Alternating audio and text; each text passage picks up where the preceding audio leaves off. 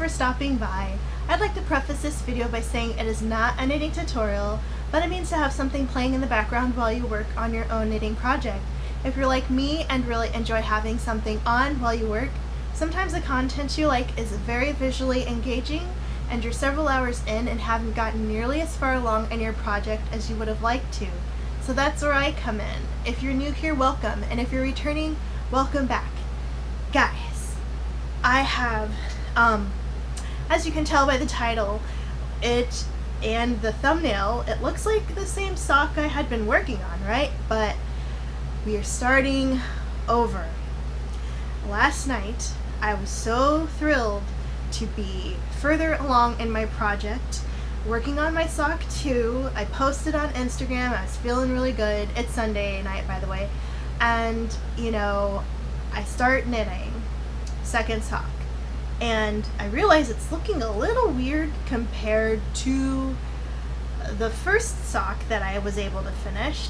And come to find out, somewhere along the way, as is normal, as is why I disclaim in the beginning that it's not a tutorial, I messed up the first sock. Now you may ask, Paws and Pearls, what are you talking about? Looks fine to me. En contraire. Okay, so here's one of a normal sock I wear back when I wore socks, because it's too hot for socks for me right now. You see, it has some hair on it. You see how like we have the heel here, and there's like a little bit of a space before we get to the cuff. This is like an ankle sock on me. Now you see this one. This is the one I just finished. How the heel's right here, and we have our cuff. Now watch.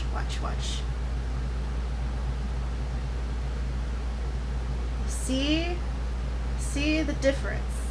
This is about a ½ inch shorter than a normal sock. Now, you might not think it's a big deal. Now, here's the part where it is. When I was knitting this, part of the process of making the sock, it does say make 12 additional rounds of a 1-2 stitch pattern, and then I can start shaping the heel before I pick up the selved edge.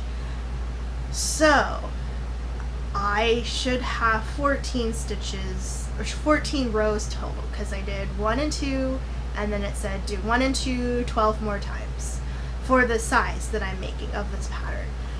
And when I did it, I think I counted 1 row as its own instead of 1 and 2 as a set for one time.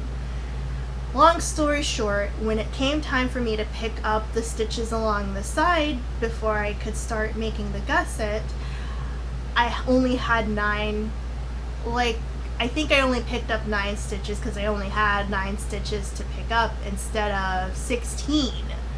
So I was missing a lot of stitches to pick up on the side, and I was like, oh, in my head I was thinking it was because I only knit 10 rows of cuff before I started doing my heel flap.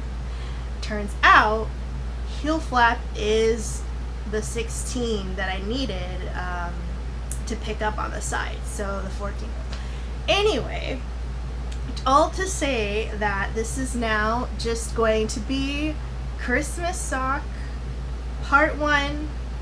No more formally named anything, because I totally screwed that last sock up. That sock, the one here, is just going to be me, for me. Kind of like when I did the Rhyolite socks and messed up the first pair and are now knitting pair 2 for my partner. This one, what am I going to do with this? When I put it on my foot, it was like short, and I was like, that's not the look I was going for. I put it on my foot before I finished it, and because I didn't have anything to catch, like where my toe was, I was like, this is fine. But no, once I put the foot on, like close the toe and I put it on again, I was like, yeah, this doesn't fit the way I thought it would. It's like, it's not even an ankle sock. It's like a sport sock where it just like is in your shoe and you don't even see it come out of the top of the shoe. So not a bad thing. It's just not what I was going for. So I'm going to make another 2 socks, one to match the one I messed up, and then one that goes the way it should. So this sock now, Christmas rib sock, part 1, we are redoing it, and it does have the right shaping it needs. So we have the heel like we need it, we have our cuff here, so it's gonna peek out. So here we have like my sock, and I'll compare it. So now that we have it, it's tall enough, because I just wanted 10 rows of cuff, like a small cuff, but like something. So we have a little bit more, and this is like a typical ankle sock on me, and now we have a little more of some peek out of the shoe, which is the look I was going for. So I was so mad at myself. I mean, I could pause and pearls, you could just start over, you could just rip it out if you saw you messed up. But at the time I didn't realize it was a mess up, and I was like, oh, it's short because my cuff is short, but the shaping of the heel, like the heel flap part, is supposed to be the same amount of heel no matter what. It's just how long your cuff is. So I completely botched that one. Ugh. So as per usual, we are just gonna knit like we were, and I feel like this is like Groundhog's Day or something, where we're starting from the beginning and deja vu. But now I know that I messed up and I just need to fix the next sock and make sure, now that I have what I need for this one, I'm not going to be able to mess it up, because all I'm doing now is just knitting to 7 inches long. And funny enough, this sock, when I did the toe for the one that I messed up, you actually don't do Kitchener at all. Like, I don't even need to do the new technique I learned. I didn't read that far ahead. That's why you need to read the whole pattern. I know, I'm guilty. I don't usually. I just go as I go, but all I did was keep decreasing the toe until I only had 8 stitches across, and then ran my yarn through those stitches and pulled it tight. So it's kind of like making a hat, where you just pull it tight at the top and it gathers together. So I'm looking at it right now, and it's just like my cat butts of my little cats I was making, just little starfish looking thing. And it's tight enough that your toes don't peek out or anything. So fine, perfect. I was telling myself maybe I should just make all my socks like that. Let me know, do you have that method? Like, do you do Kitchener stitch when you make socks? Do you always graft it closed with a wider toe? Or do you do like this pattern where you keep decreasing until you have like hardly any more to decrease, and then run your yarn through and pull it tight and weave that in? Or do you do a combination of different things? Like the other one that I might do later, instead of Kitchener, I'm gonna just knit more with scrap yarn and then do the other type of weave-in method that isn't like in one, out the other, back in that one, through the other this way, purl-wise, knit-wise, yada yada, and see how it goes. So we'll see. Also, speaking of socks, well, sock related still, yes, we're just gonna stay on the sock topic just a little longer. I looked up the earth yarns and the brand, where did it go?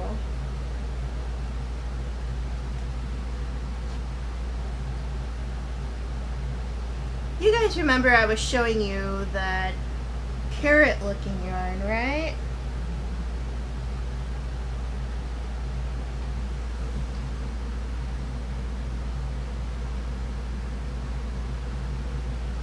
my carrot yarn's missing, guys. Where did it go? Anyway, that's weird. Did it grow legs and walk away? I don't know. Anyway, not long ago I showed you guys the yarn that I was going to use for the other sock. Turns out, because I lost the label from last year's yarn crawl, it is DK mercerized cotton, and it's only 275 yards. And I swear I still had the tag somewhere, but I think it was only the brand name and not the line of yarn that it was that I bought. So I looked it up online because I was like, well, how long is it again? Because I couldn't remember. It seemed kind of small to me compared to like this fingering weight that's like 300 and something, I think, or 400 something. But I can make at least another 2 socks out of this, or 2 pairs, I want to say.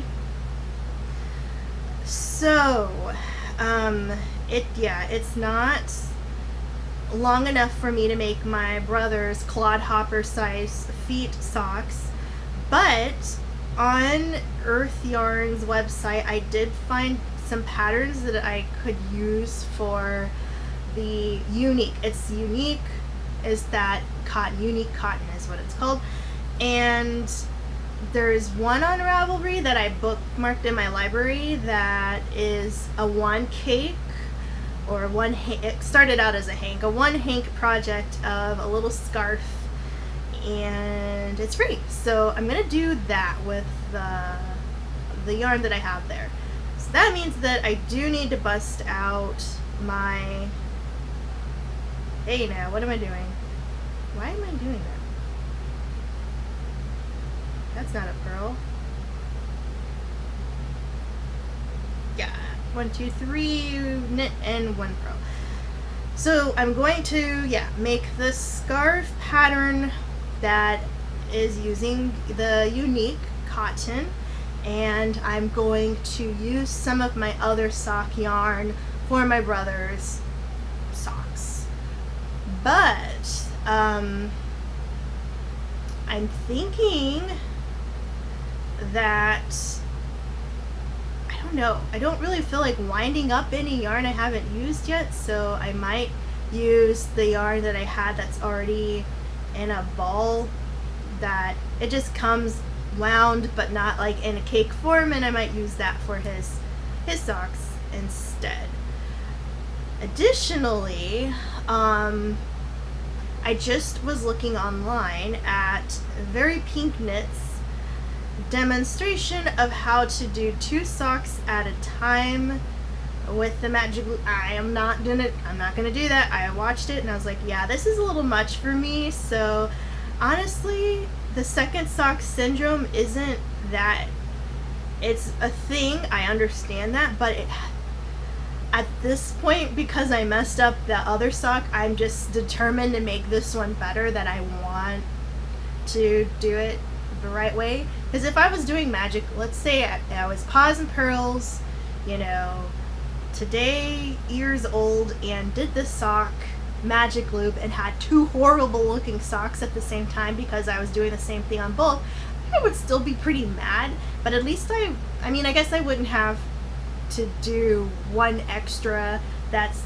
jacked up like this one for myself, and I just like, oh, I have 2 horrible looking socks for myself, let me do 2 more that are the right way for my brother's fiance. But at the same time, it's like, if I mess up 2 at the same time, that's worse to me than doing one really bad and then having a chance to do another the right way. I don't know if that makes sense to you guys, but it does to me, so I'm kind of happy that I'm just doing them one at a time. But the fact that I do have to do it is a little bit of a pain. But you know what? Because I really hunkered down and whipped out this one, like I finished my cast on, or I finished my cuff yesterday and did the heel, the shaping, all of that in a day. So if I can get that far, if I can get like this far in a day, day and a half, I should be able to just knit for 7 inches fine before I have to start doing the toe within, if I'm dedicated, a week. If I'm dedicated, a week. And because I've been doing this at night, like hanging out in my bedroom, having some videos playing in the background, and just knitting until it's like bedtime, I haven't been doing too bad. Now, can I say the same for my other projects? Not so much. And I was so hoping to have this one done to start on the second sock. I was just like, cool, I'll just work on that more. But now I have to bust out some more yarn and get started on this other sock.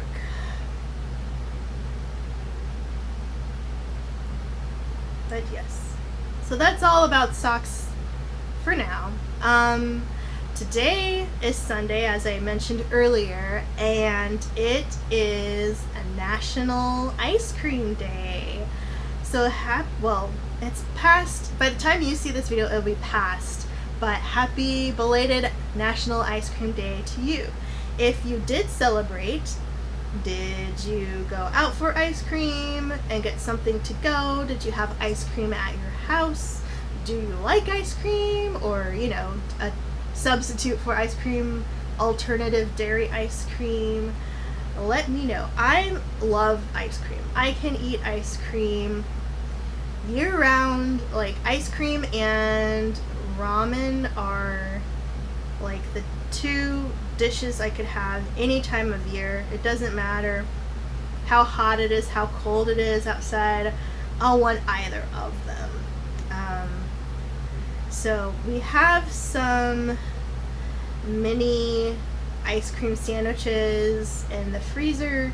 They basically are like Oreos, like soft, like they look like Oreo cookies. They're the same size, like the cookie part, and then they're just like a inch and a half, well, not an inch and a half, maybe a half inch to an inch of ice cream in the middle part, but the cookie is like, yay big. And so a couple of those I had, and it was so tasty. I was so happy that I had some ice cream. But I almost always have ice cream or some kind of frozen treat in the freezer because I love it. My favorite ice cream, though, as far as like flavors go, is chocolate chip cookie dough. That's always been a favorite of mine since I've been a kid. And honestly, I kind of tend to eat things in sections depending on the food. I definitely don't mix my food, but I always eat, like if I have a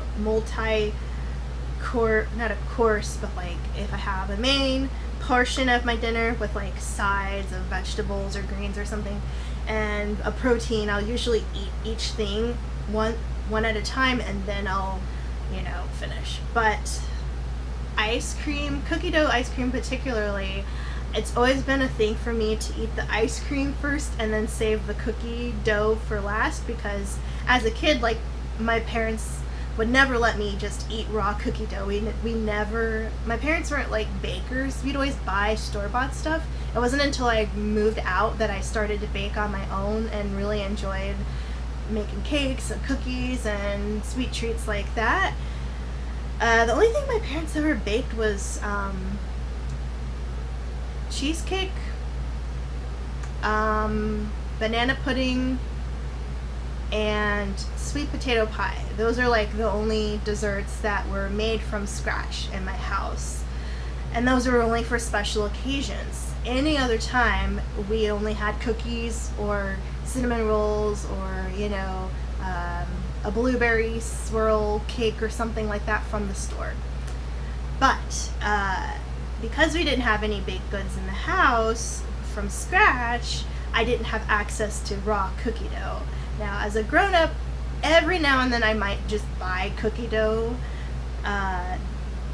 Before there was edible kind, I would buy raw cookie dough and take the risk, eat some of it here and there because I'm a grown-up, I can do what I want kind of a thing.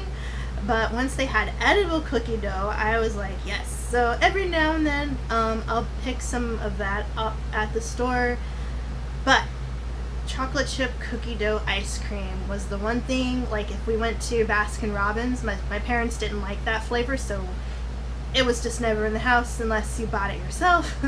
Once you were old enough to buy things on your own. But if it was my parents' choice, it wouldn't be that. So if I'd go out, that's what I would pick. If I was old enough to have a job and had money, that's the ice cream I would buy for myself. And so it's always been like my favorite, and that's kind of why, because I just really wanted cookie dough. I wanted the experience that everybody else I knew could just eat raw cookie dough because their parents let them, and I'm like, what? So yeah. Or they baked or something at their house, so they had cookie dough available. So that's the reasoning behind why it's always been my favorite. But as I've grown up, I've dabbled in other flavors like caramel. Caramel's like a really nice one. I'm not so much obsessed with like the salted caramel thing that's been going on. I just like regular caramel. So when I was a kid, we would sometimes have caramel. Though honestly, we almost never had caramel syrup because once again my parents didn't like it. They'd have butterscotch. So once I was older and I could have caramel syrup instead of chocolate or butterscotch, that's what I would pick. But yeah, I just like ice cream. There is a flavor that, okay, there are like 3 or 4 flavors I don't like. I don't like chocolate, or mint chocolate chip. I don't like that one. I don't like anything with nuts, like butter pecan. I don't like any praline, any Rocky Road. I don't like that one either because of the nuts in it. But I do like the marshmallow aspect. So if it was just chocolate and marshmallows, I'd be fine. But yes, if you do like ice cream, dairy or non-dairy, whatever you choose, frozen treat, I guess, in general, let me know what your favorite kind is or are. And then what do you not like? If it was the only ice cream in the world, would you just like give up on ice cream if this one flavor was all you could eat? Tell me in the comments. So yes, here we are. It is Sunday, as I mentioned before. I have to do the work thing tomorrow, but I'm feeling a little okay. I have like this sense of dread, like this sense of ominous, like something, not to be weird about it, but like something work related is not going to go well. Like, there's always something happening, but I had a dream about work last night out of the blue. And sometimes when that happens, it's like a premonition. Like, I swear, like, if I have a dream about work, that usually means something work related is gonna go really south. And I don't know what it is, but I don't like that feeling, especially when I'm trying to enjoy my weekend sleep and I have work dreams, and there's no reason that I need to have a work dream. But we're just trying to get stuff ready to have business as usual next month, and I'm not ready. I voiced my concerns, but I also need a paycheck, so I don't know if I'm going to be provided with any sense of reassurance that my concerns are, I mean, they're very much valid, but are they going to be considered, acknowledged, and accommodated in any way? I just don't know. Unfortunately, my job does require a lot of in-person direct contact, and I'm thinking of ways to avoid a lot of that by making stuff more virtual, but there's still like a half of that aspect that it's just unavoidable that I have to do some things in person.